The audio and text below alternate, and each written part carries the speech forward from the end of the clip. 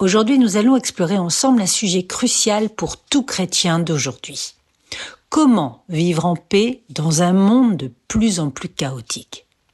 Un monde où la foi semble s'effacer à une vitesse alarmante, où le mal est souvent célébré comme le bien et le bien dénigré comme le mal, où les valeurs éternelles de la Bible sont renversées au profit d'idéologies passagères.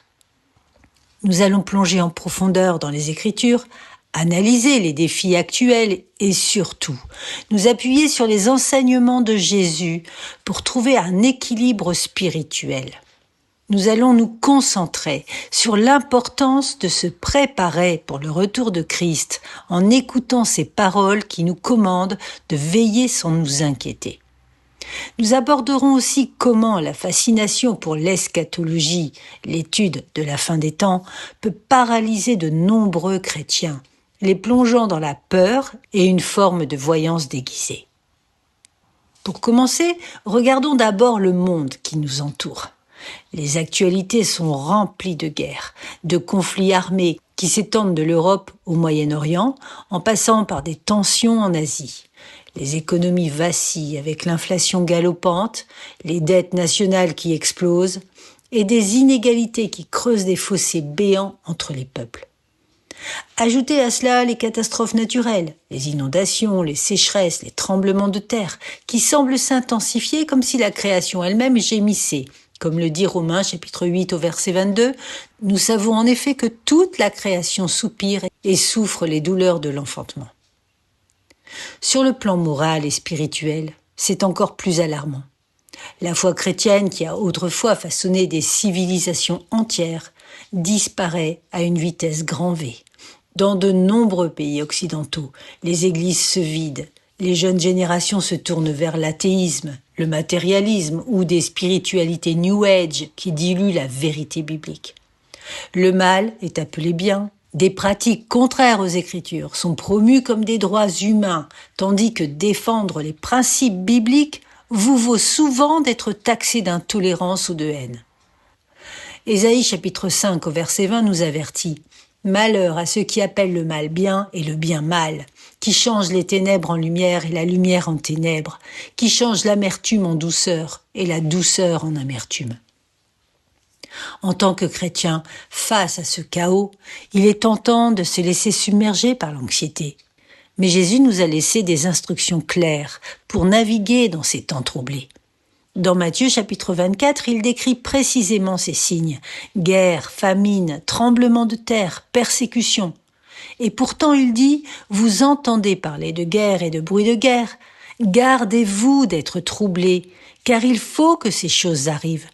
Mais ce ne sera pas encore la fin. » Et dans Matthieu chapitre 6 au verset 34, il ajoute « Ne vous inquiétez donc point du lendemain, car le lendemain aura soin de lui-même. À chaque jour suffit sa peine. » Ces paroles ne sont pas de simples conseils, ce sont des commandements divins. Jésus nous appelle à veiller, à être vigilants spirituellement, sans tomber dans l'inquiétude qui paralyse. Malheureusement, beaucoup de chrétiens aujourd'hui inversent cela. Ils s'inquiètent excessivement de l'avenir, au point que leur fascination pour le retour de Jésus les empêche de vivre pleinement leur foi au présent. Développons cela en détail. Parlons franchement de l'eschatologie. L'étude des prophéties bibliques sur la fin des temps est légitime. La Bible en est remplie, de Daniel à l'Apocalypse, en passant par les discours de Jésus dans les évangiles. Savoir que Christ reviendra est une source d'espérance. Et alors, on verra le Fils de l'homme venant sur les nuées du ciel, avec puissance et une grande gloire. C'est une certitude absolue, ancrée dans la parole infaillible de Dieu. Cependant, pour beaucoup de chrétiens, cette fascination tourne à l'obsession. Faites un post sur les réseaux sociaux à propos de l'eschatologie, les signes de la fin des temps sont-ils là, et vous obtiendrez des milliers de vues, des likes, des commentaires passionnés. Les livres sur l'Antéchrist, l'enlèvement ou la grande tribulation se vendent par millions. Des conférences entières sont dédiées à décrypter les actualités à la lumière des prophéties. Cette guerre est-elle celle d'Armageddon? Cette technologie est-elle la marque de la bête? Mais est-ce vraiment ce que Jésus nous a demandé? Cette approche ressemble souvent à une voyance déguisée. Comme les croyants qui scrutent les étoiles ou les cartes pour prédire l'avenir, certains chrétiens passent des heures à analyser les nouvelles, à connecter les points entre les événements mondiaux et les versets bibliques, dans une tentative de deviner le quand et le comment. Ils créent des timelines, des théories, des prédictions qui, inévitablement, échouent, parce que Jésus l'a dit clairement. Pour ce qui est du jour et de l'heure, personne ne le sait, ni les anges des cieux, ni le Fils, mais le Père seul. Cette obsession paralyse. Au lieu de vivre en paix, ces chrétiens sont remplis de peur.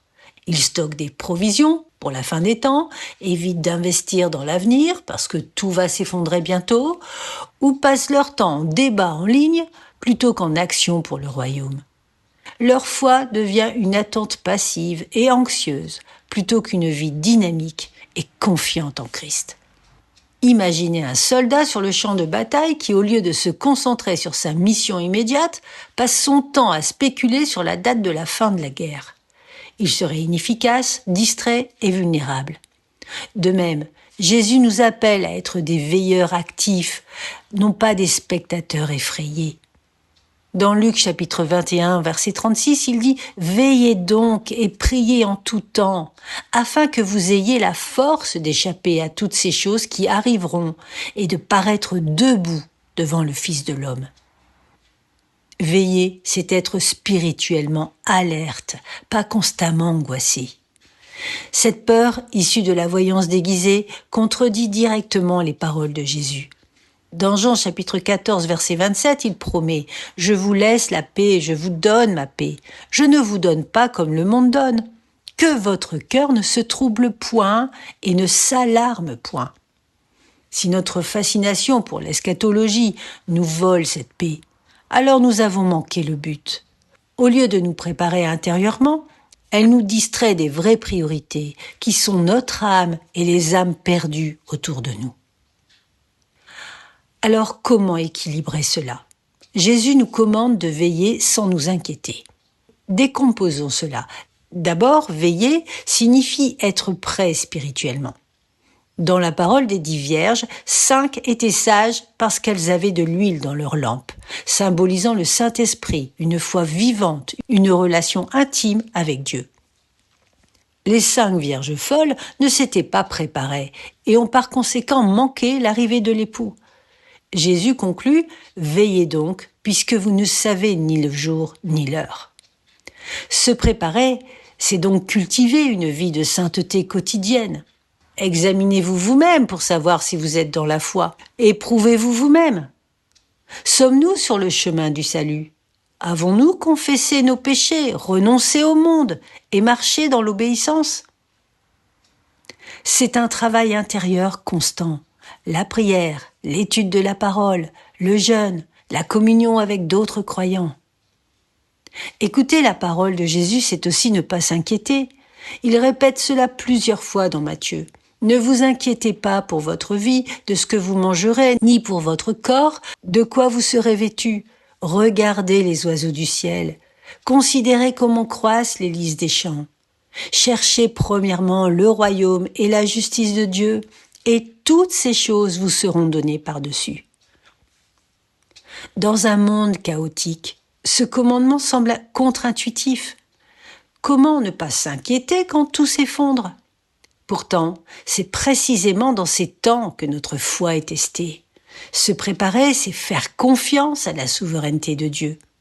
Développons cela un peu plus, car c'est un pilier essentiel de notre paix. La souveraineté de Dieu signifie qu'il est le roi suprême, le créateur et le contrôleur de tout l'univers. Rien n'échappe à son autorité. Comme le dit le psaume 103 au verset 19, « L'Éternel a établi son trône dans les cieux, et son règne domine sur toutes choses. » Les guerres, les catastrophes, les changements de société, tout cela est sous son contrôle divin. Les signes des temps ne sont pas des surprises pour lui. Ils font partie de son plan éternel, révélé dans les Écritures. Job 42 au verset 2 nous rappelle « Je reconnais que tu peux tout et que rien ne s'oppose à tes desseins. » Même dans le chaos apparent, Dieu orchestre l'histoire pour accomplir ses desseins menant ultimement au retour de Christ et à l'établissement de son royaume éternel. Cette souveraineté nous libère de la peur, car si Dieu est souverain, alors rien ne peut nous arriver sans sa permission, et tout concourt au bien de ceux qui l'aiment. Au lieu de spéculer sur les détails de la fin, nous pouvons nous reposer en sa sagesse infinie.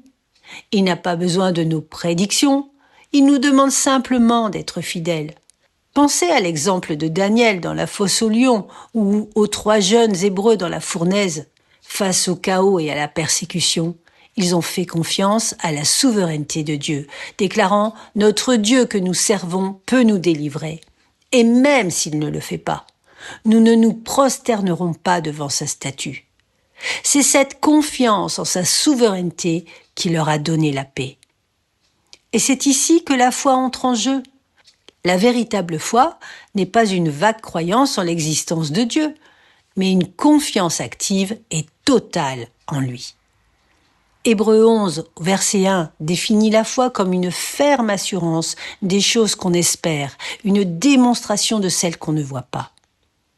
La véritable foi devrait nous permettre de nous appuyer pleinement sur le Seigneur et de lui faire confiance, même quand le monde semble s'écrouler. C'est cette foi qui transforme l'inquiétude en paix.